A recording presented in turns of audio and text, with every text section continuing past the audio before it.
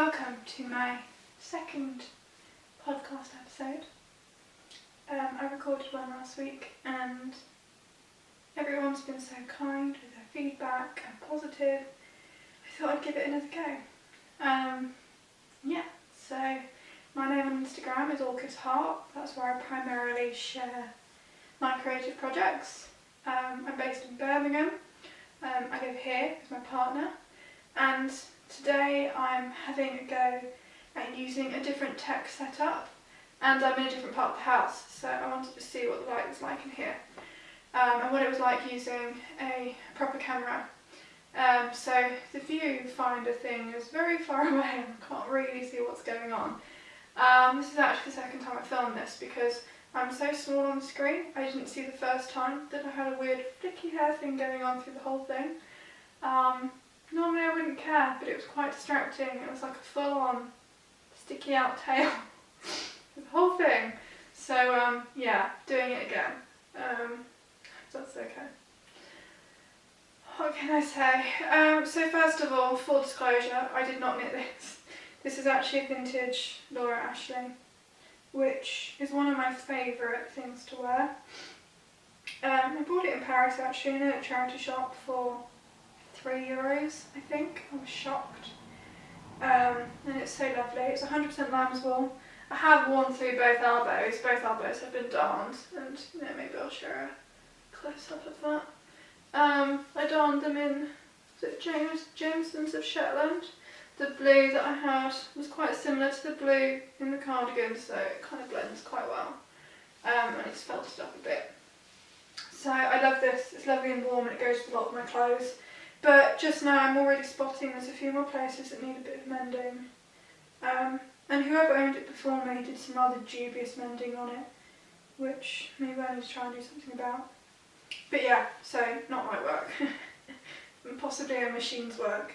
Before you think I'm that good, I'm definitely not that good. This dress I did make. This is a slightly altered Hinterland dress in my all-time favourite, Merchant & Mills linen. I believe this linen, the colour is called Famille, French family. And I've probably had it now at least a year and a half, maybe 2 years. Time is not really sinking in properly anymore. And I absolutely love it. It's so soft. It's really, really, really cosy. I guess because of the colour, I wear it more in the autumn and winter. But I mean, I can wear it all year round. In the winter, I wear it over a vest, a long sleeve top, under various cardigans and jumpers, leggings, thick socks, lots of layers. It's really good. But yeah, maybe if it was in a less wintry looking colour, I'd wear it in the summer as well. I mean, I have worn it in the summer, I love it that much. But the only thing I would say is I made the neckline higher because the Hinterland dress I think has quite a low neckline, and I wanted something that sat a bit higher up. I wanted to wear it over collared shirts, but actually this is still too low and it looks a bit funny with the collar, like you can see the first few buttons. But that's fine, but I think it's perfect the way it is. And it's got 3/4 sleeves, so yeah, so my sleeves on my long sleeve top always poke out. Yeah, so, and then the pockets, I don't know if you can see, have a bit of a contrast Atelier brunette viscose, I think. It was just some scraps. I like having contrast pockets, and I've always tried to use scraps because it's kind of like a free extra special bit. The only thing I will say about this linen is that it does wear in high friction places. So it is gorgeously soft. I don't need to wash it very often because you don't need to with linen. Linen is a more sustainable fabric than cotton from water content, amount of water and pesticides that are needed to use to grow it. And generally it wears more beautifully, I think, than cotton does. Like this just gets softer and softer and softer. But on the shoulder, where my bag strap would be, so here and at the back, I have had to do some mending because it wore away and started fraying. But, you know, I live in this dress, so to be honest, probably that's normal. I wear it multiple times a week, you know, sometimes multiple days in a row. It really goes with a lot of my stuff, a lot of my clothes, and it's just so easy to wear, it's really comfortable. And because the Hinterland pattern has ties on the back, you can, the waist is really, it's also above like your stomach. So, you know, if you were expecting a child, it'd be quite flexible, I suppose. But in my case, if I eat a lot, it's fine. Yeah, so I like that there's flexibility in terms of size, because hopefully I'll be able to wear it for a really long time. I do have to size down with the patterns though. I find if I go with the size I'm supposed to do, they usually end up too big. So this is a size smaller than the first one I made. So I wanted with this episode to be a little bit clearer about knitting projects, sewing projects, but having recorded this once already, my attempt to keep things more separate didn't really work. And as you can see, I've already gone from knitting to sewing, and I'm about to go back to knitting. So I'm sorry, I wanted to make it sort of separate because I know not everybody likes both, so it makes it a bit easier to watch the knitting bit or the sewing bit without having to watch loads of stuff you're not interested in. So I'll try and do like the sticky things where you can skip on YouTube videos in case you do want to skip a section. You know, I'm not offended, that's fine. So yeah, so I will start with a finished object. So I shared quite a lot about sock knitting last episode. Sock knitting is really new to me. My goal for this year was to learn to knit socks. Little did I realise that 2 weeks into the year I would have knit a pair of socks. I mean, I say this because I thought sock knitting would be really, really daunting and really scary. But, you know, feel free to look at my last video. I shared a book that I found really, really helpful. And to be honest, if you can knit, purl and increase, I think you're good to go. I don't think it's that hard. So if you've been thinking about it and you've been really afraid, I really encourage you to have a go. You know, be prepared to make mistakes. I had to rip out half of my first sock, and be prepared for it not to be perfect. My first pair are a bit big for me, and I'm not that keen on the yarn I used. But, you know, it's a pair of socks, it worked, and my second pair I'm wearing now, and I wear them a lot. And my third pair are... behind me. And here are my third pair. So I did share the one finished one last time, but I wanted to share the pair because I knit these with jogless stripes carrying the yarn, and like my first pair, I knit them really snug.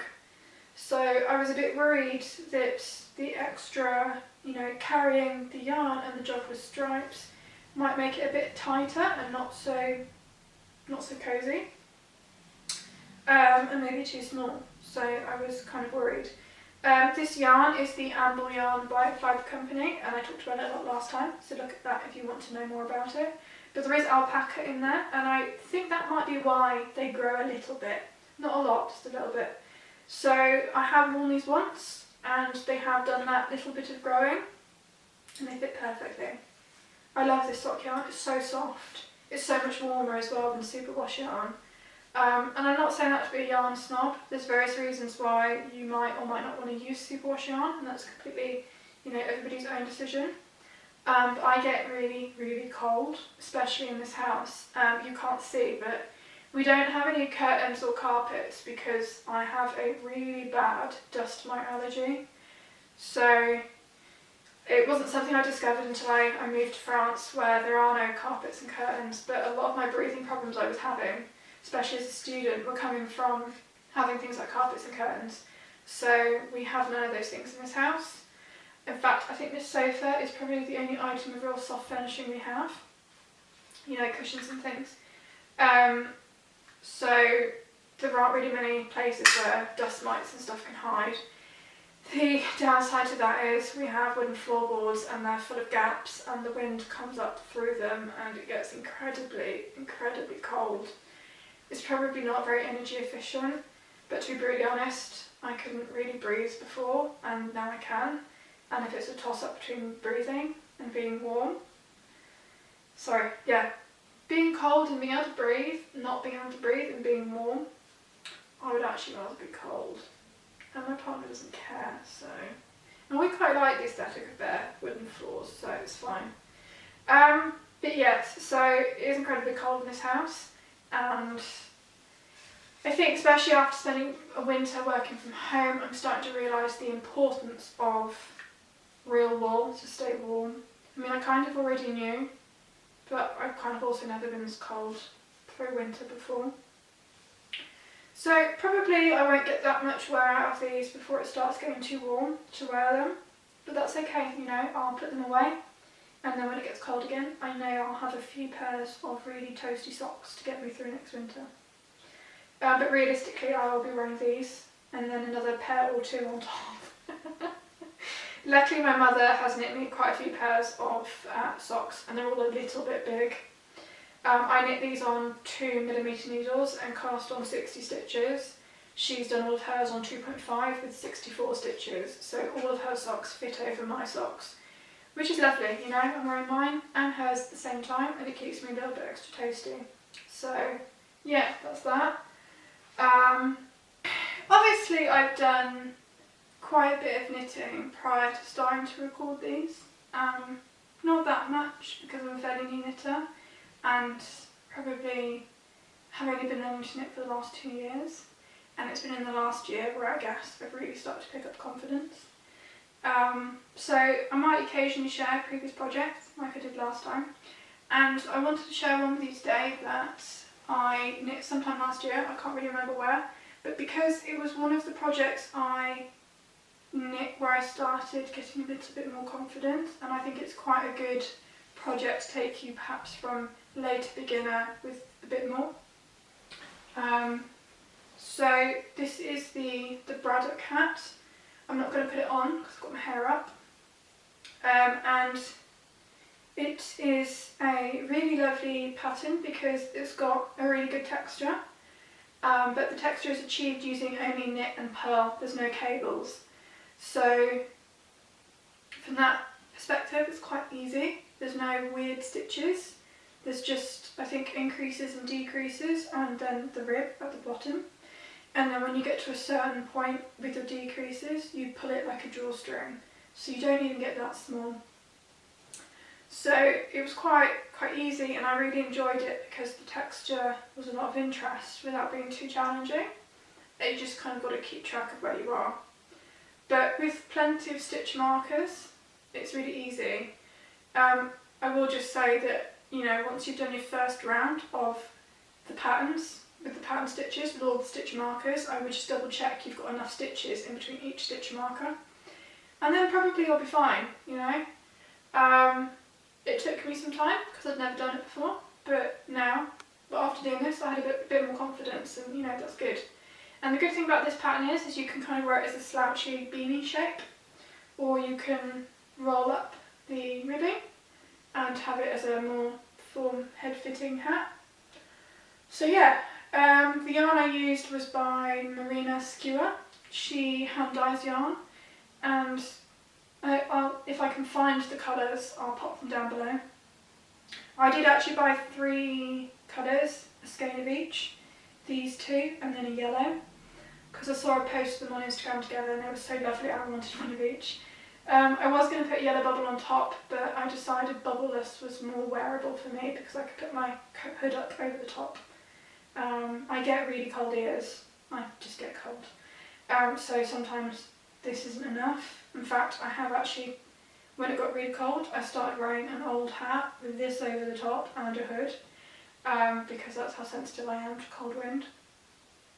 So yeah, you know, lovely little pattern. Do recommend if you're a beginner and you're wanting to stretch those skills a little bit, because it's not too challenging. And I think probably quite a good pattern for maybe men in your life as well. I debated making one for my partner, but I made him a tailor's rib hat for Christmas last year, and he said one hat was enough for him, so, you know. But maybe I'll make myself another one day. With the bobble on, it was quite cute. But yeah, so finished object, but not lately.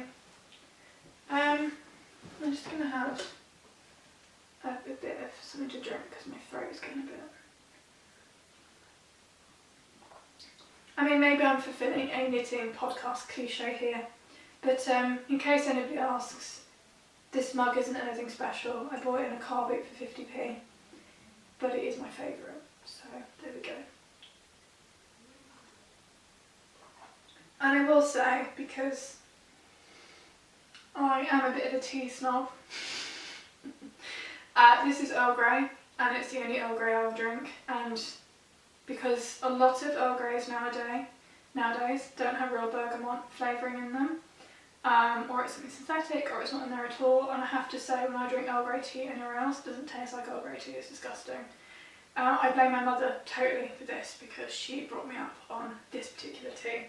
And I will share it with you because I'm sure they're struggling for business at the moment with everything being closed, and I think their tea is fabulous and I really recommend trying them, especially for Earl Grey tea.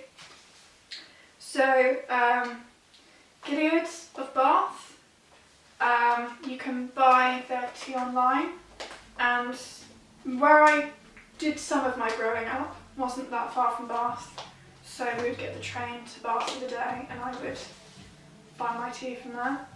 But I discovered last year you could actually buy it online, and so now, you know, every few months I buy one of these, and then my other tea that I drink a lot of is Lapsang Souchong. So yeah, really recommend. Obviously plastic packaging, but the tea is so good, so I do recommend them. Yeah, so, and my mum actually used to buy the same tea when she was younger than me, living in Bath, so to me it's a bit of, you know, family history. And I think they ship abroad as well, because I think I did look up at shipping some to France, so I'm sure that's possible. If not, you can email them. Last year when I tried ordering from them, I had some problems with their website because they had an old website and they were really responsive, so, you know, they're good. Okay, so next then, I guess I'm going to share work in progress is, and I'll start with the one that I showed you last week before showing anything new.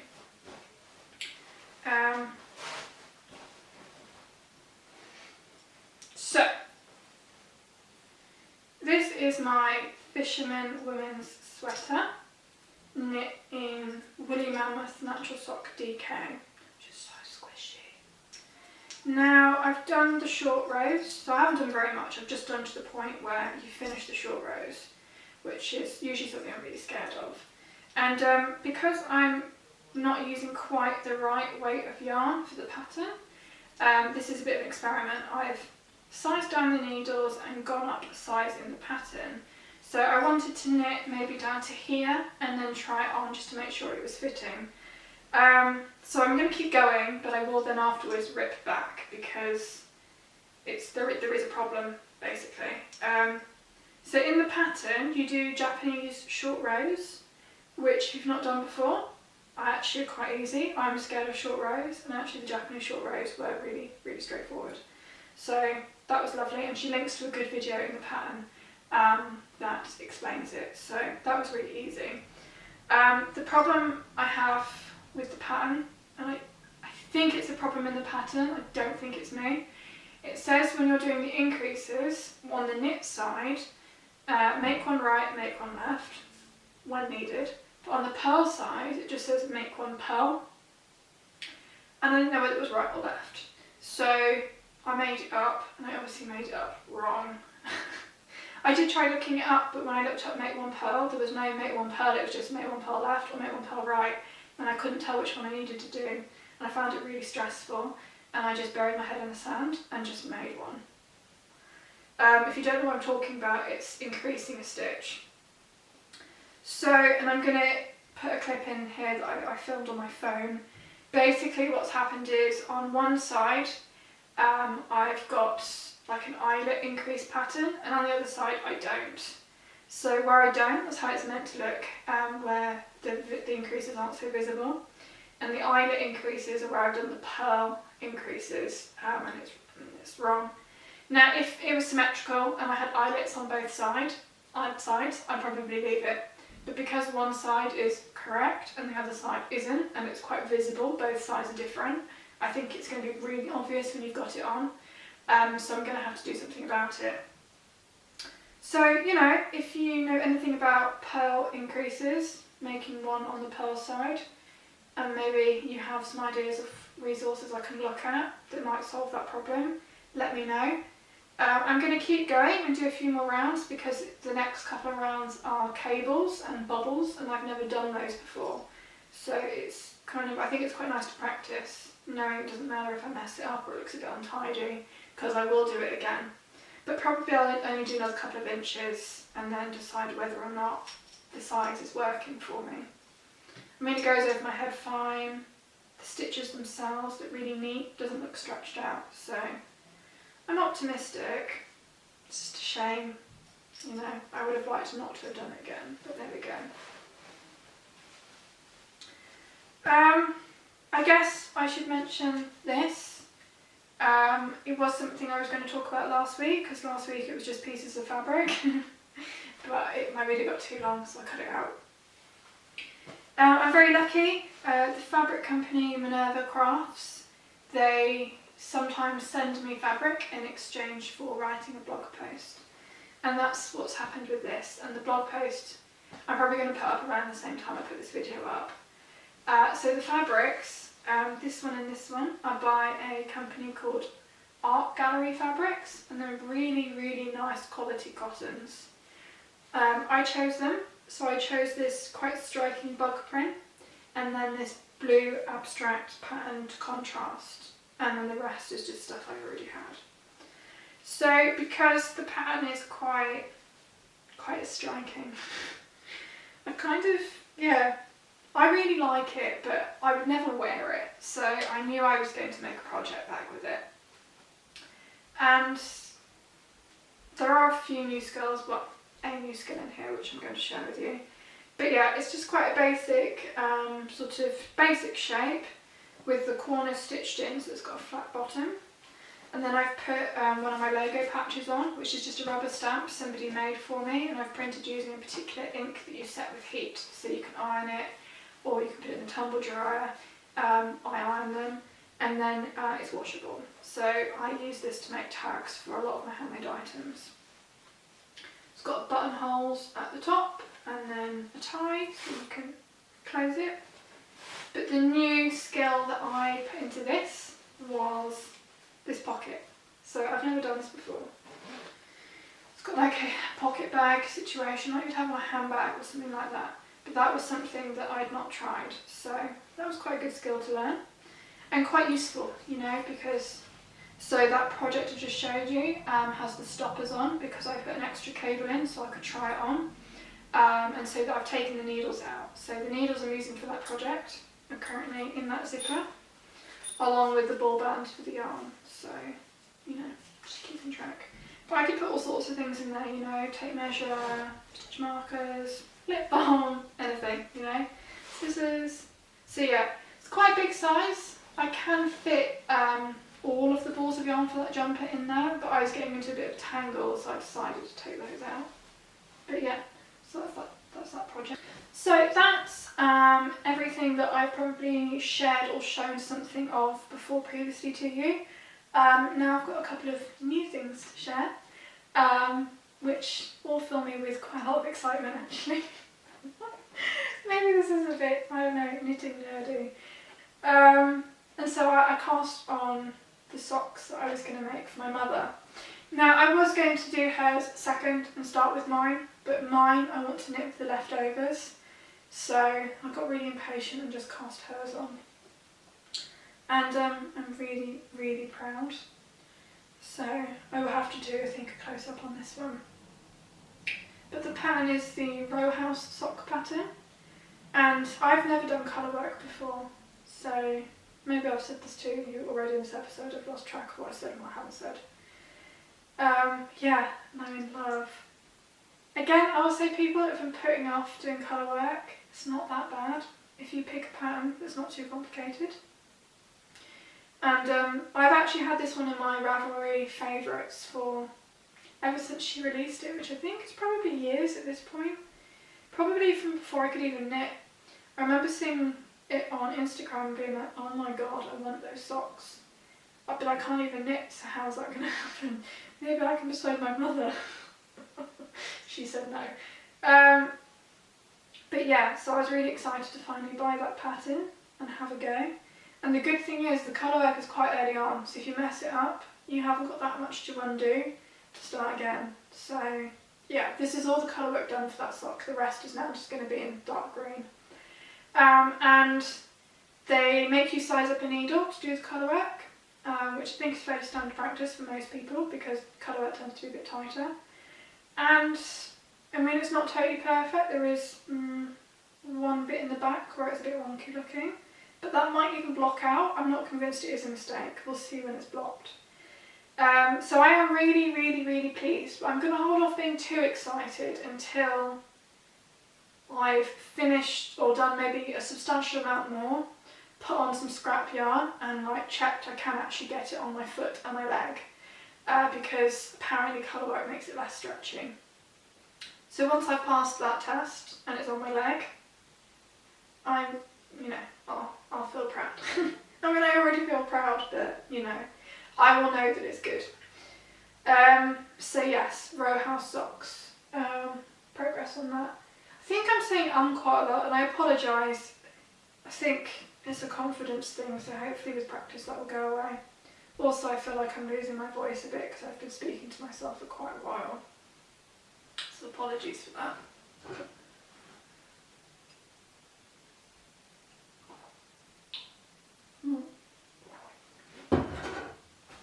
Okay. So the next work in progress I'm going to share with you is something else that I find quite exciting. It is a yarn I've been wanting to try for a really long time. I've seen loads of people working with it. I've seen lots of really nice colourwork jumpers in it. And in hindsight, it's something I probably should have tried to knit at the start of the winter because it would have been really warm and cosy. Waiting to do it now, just as the temperature is starting to pick up. I mean, as you can tell, I'm wearing less than I was last time. Probably is a really dumb time to be making it because I might not actually get to wear it that much before summer kicks in by the time I finished it. But that's okay, you know. I'm stockpiling for next winter so that I don't have to freeze to death. So the yarn I wanted to try is Ep.2, and I've been trying to find some online for quite a while, and it seemed that there was like a national shortage in England of it, which I understand has something to do with Brexit. So I've been looking on websites everywhere, and I deduced that it was supposed to be around £3 a ball. I did find some websites that had limited colours for £4-5 a ball. I didn't really want to pay over the odds, so I kept looking, and then I found this website. And the website had a UK address, a UK phone number, and was .co.uk. Never heard of it, but you know, it seemed legit. It was selling lots of yarn, all mass-produced big company yarns, and craft supplies. So I thought, well, okay, you know, it's only going to be about 30 quid by the time I've added it all up. The price was good. It was about £2.50 a skein. Postage was only about £4. Free if you spend over a certain amount of money, but that was like double what I was going to be buying. So I thought, right, I'll order from them, I'll give it a go, it'll be a gamble. Anyway, you know, if I'd actually googled the company before ordering, I might have changed my mind, because I then, about 2 days later, got a shipping notification saying your yarn is shipped, and it was coming from the Netherlands. So, cue Brexit shipping panic. I thought, oh god, I'm going to pay customs fees, it's going to take forever, it's going to get stuck, what have I done? I mean, it was a bit of an overreaction because it was only 30 quid, but you know, 30 quid is still a reasonable amount of money to me. Which, you know, I guess different for everybody. I don't like wasting money, basically. You know, I think about my purchases, mostly I think about them and try to buy from good places. I mean, this yarn was a bit cheaper than it's meant to be, but I figured for a big company mass-produced yarn that I'm not so worried about that. I probably wouldn't buy it like cheap if it was a small company, because I don't want them to be hard done by. But for something like Eastex, I could use they're a huge company, so probably it's fine. Anyway, in a panic, I emailed the company, and they emailed back right away saying they are a UK registered company. And I'm sharing this because I think it's interesting information to know, regardless of whether you're an knitter or not, if you're based in England, that is. So they're a UK registered company, they are registered in London. And because they're registered in London, it doesn't matter that they are then shipping from Europe in terms of the experience for the customer. Now, I'm not sure whether this is some kind of Brexit tax avoidance thing or not. I have no idea. But it did arrive. It arrived really quickly. It took about a week, less than maybe. And I got it home, opened it. There was no crazy paperwork. There was no additional fees, no problem at all. Just came via Hermes. And it arrived. So, and if you follow me on Instagram, there was a whole extra experience that happened alongside that, which I'm not going to go into. It's nothing to do with the yarn. But yes, so I bought 10 of these neutral colours, and because this is going to be the main body of the jumper I'm making. And the colour of that neutral is 86. I think it's like oatmeal heather or beige heather or something like that, but colour 86. And then I bought 3 more skeins, each in a different colour, so one of each. So I've got like scraps of yarn everywhere. First one being this one. The colour of this one is 1704, and I think it's called Apricot. Now, I don't really agree that it's an apricot colour. Apricots I've experienced have been quite pale. This is quite rich and rusty. So, I mean, if I compare it to this, you can see it's quite an autumnal colour. And I really like it. So, yeah, one of those. And then this one, this is number 5, and this is quite a charcoaly grey. And then the other one I bought was another grey, but it was a brown grey. And that one is colour 52, and I'm going to show that one to you now. It's attached. So this one is 52. Now it's going to be really hard to see the difference, I think, on camera, but this is very sort of a brown black, and that's more of a grey black. And so I cast on almost immediately. The beauty, obviously, it comes in a ball, so you have no yarn winding faff to deal with. And after the success of the colour work with my sock, I decided why not just give it a go. So the pattern I've picked is actually a pattern I bought over a year ago. I was at work and I was putting up an art exhibition for somebody at work. This is part of my role in pre-COVID times. And I saw this really beautiful jumper like cast over a chair, and I said to the artist whose work I was putting up, "Did you make that?" She said, "Yes, I did. It's a really simple pattern. If you knit, you should have a go." And I was mind blown. I was like, "Yeah, but it's colour work. Colour work's really hard."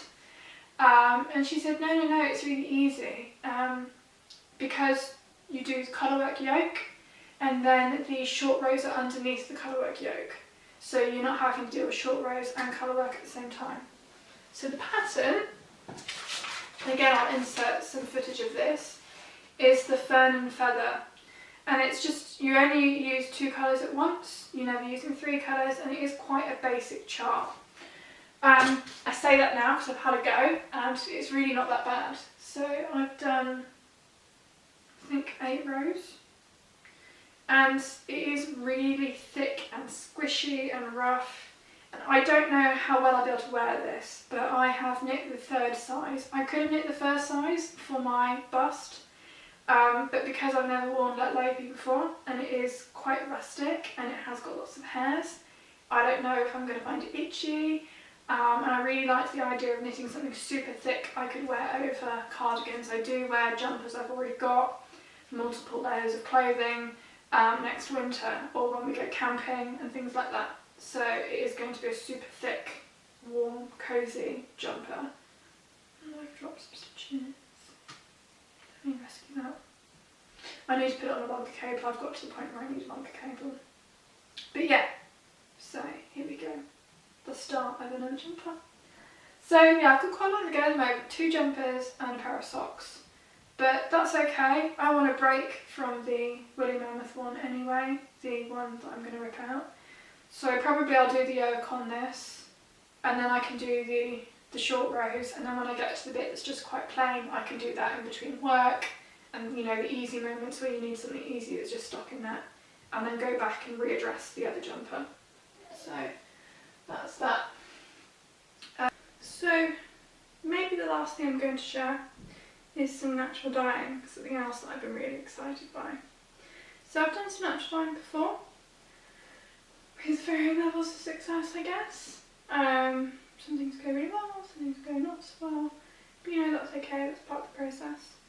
So I bought some white superwash sock yarn by Regia from No Frills Knitting. It was about £4.50 a 100 gram scale. And you know, everyone has their own feelings about superwash yarn. I think it's everyone's personal decision to make. I don't like using it for garments because I want to be warm, especially the winter we've just had, being warm. When I say winter we've just had, it's the first winter I've worked from home, so I've been extra cold. I've realised that I need to be as warm as possible, and superwash yarn isn't as warm as possible. But for socks that perhaps can't hang around waiting so much for my seasonal wool wash extravaganza, shall we say, I think I'm okay using superwash. I mean, if I don't have to, I won't, like the Amble's not, and it's lovely. But maybe for warmer weather socks, it's better. So I thought I'd have an experiment. I did check that it was muesling free, and it is. Something to look up if you need to. And yeah, so I collected some white onion skins and some nettles, and I dyed 2 colours to start with. So the onion one came out kind of this colour, and I have got a photo of it as a full skein, which was a really vibrant colour to start with. It has gotten a bit duller now, but it had no depth, it had no excitement to it. It wasn't like, it's a buttercup yellow. I don't like it. I would never choose this colour. But still, I was quite happy with the results from that respect. But I thought maybe I can do something to make it better. So I did. I'll show that in a second. The other colour was with the nettles, and it was this one.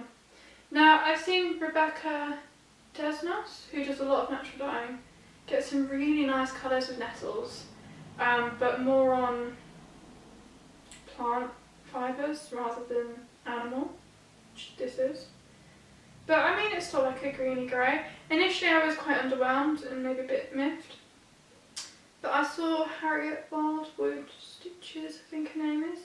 She had knit some socks using a yarn by Woolen Time, in a similar colour. They're like a 1 colour sock with a really nice texture, and they looked really lovely and super wearable. So I decided to leave this one as it is, because I really liked her socks. Sometimes for me I have to see a colour in context. Like I said last time, I'm really fussy about colour, but I do get quite stressed about it. Sometimes I have to see the colour in its finished item situation to like really realise the impact of it. And I'm hoping that's something that I will learn more about over time. The more I knit things, the more I see how things work and how much I wear them, the more I'll start to know, before I get to that stage, what will work and what won't work. So this one I decided to leave how it was. With the onion then, I mean, I do have some natural dyeing extracts and dried plants in jars upstairs, but I was kind of interested to try things more or less, free. Both of them I'm mordanted using an alum solution, and maybe I'll talk a bit more about the process of natural dyeing another time. But when I have a bit more time, because this is probably quite long by now. But I decided to experiment with modifying the colour using either iron or tea, and so the results I got were. So this was a short dip into an iron modifier, and so it's a bit more mustardy. It looks a bit like maybe Dijon mustard. So I really like this colour. I will use this colour definitely. And then this one went a bit longer in the iron, and like I dipped it, so one end when it was like in the loop went in the iron a bit longer than the rest. So this one's more variegated, and it's got olive bits and then maybe like mustardy bits.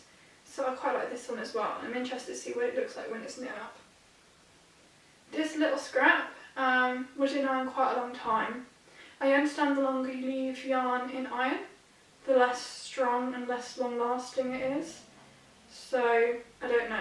But this is a really nice colour. It's almost khaki in places. So that was just to kind of see what it came out like. And then this orange, this is actually, I dumped it in a really strong cup of tea. A cup of tea made by a couple of tea bags, ordinary tea, not the tea that I've been drinking. But my partner drinks just bog standard ordinary tea. So I used some of his tea bags.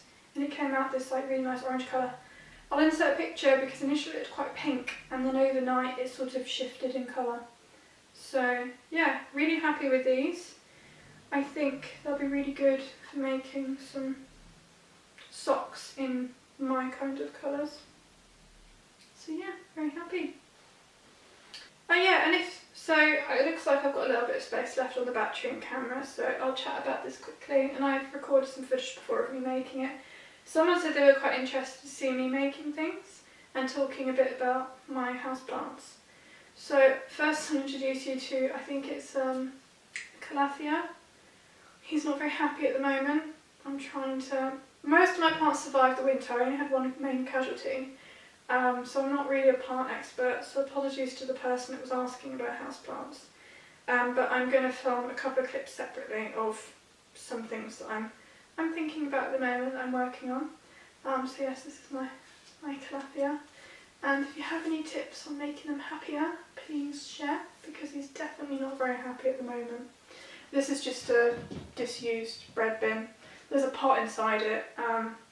But for decorative plant pots, I try and avoid buying them. I just use what we've got lying around. I've got a few enamel bread bins, some pots people have thrown away, things like that. So yeah, just a bread bin. But the other thing, I guess, you've probably been seeing this all through the video. This quilt, I wanted to mention it, and I'm probably going to put in some clips of me making it. This was something I made over COVID Christmas. I decided I needed a big project to distract me from the fact that I wasn't going to see either of our families or really any friends. I was quite sad about that. So before Christmas, before Brexit really kicked off, I bought a load of pieces of fabric on Spoonflower. Now these fabrics are all illustrated by Katherine Quinn, and I really like her patterns and designs. So I picked, I think it was 4 or 5 different patterns, and used them to make this quilt. So it's really uneven. I didn't do my maths properly. The squares don't really match up. I've got big squares and then squares made of 4 smaller squares, and the smaller squares didn't match up to be the same size as the big squares. So it is a bit higgledy-piggledy, it is a bit wonky. Maybe all of my sewing is wonky, but that's okay. Yeah, and I did it in strips and then sewed the strips together. Then I sprayed tacky spray on it. I sandwiched the batting onto the back. Then spray tacked some stone coloured linen, which you can see, onto the back of that. And then I think I just tacked it down, or put a few random pins in, and then with a walking foot I machine sewed down where all the seams were. I had initially intended to, I guess, quilt it, when you've got more lines of stitching over it, but my partner wasn't keen, and I kind of made this for both of us, so he said he really didn't like the idea of me doing extra rows of stitching. I'd get too busy, so I didn't. I then put the border on, which is just 4 strips of linen, and I machine sewed it on the front, folded it over, ironed it under, and then like hand sewed it on the back to hide all the edges. No quilter. This is the first quilt I've ever made, bar one I made for my doll when I was a child. And it should be machine washable because of the batting I used. But yeah, it's really lovely. But I think if I made one again, I'd use thicker batting. It's not that warm. But it's really lovely, and I like having it around the house, and it goes in the bed. And the patterns are just stunning, so I will put some footage of that in if I share this with you today. Particularly like the fact that you can't see them over there, but there's some little bears knitting, which is really sweet. Yeah, I think that's all I've got time for today. I would really appreciate your feedback. Let me know what you think, especially with the video quality with this new setup. I probably won't always film here because I rearranged the entire living room to do this, just because I like this backdrop, and I wanted to sit somewhere a bit more comfortable today. Probably I'll film in different parts of the house if I keep going with this, so you can see the different cosy corners. Also, this room is going through a lot of upheaval. We're thinking about getting a wood burner, and he's actually bought a old safe to turn into a wood burner. So consider at this point this room is going to become a giant mess. So yeah, anyway, for now, it's good. And thank you. I hopefully see you again soon. Maybe not for a little while. I'm not going to do these too often because it's quite a lot of work. But just as and when. So, you know, keep an eye out, and sometime soon there'll be another. Thank you.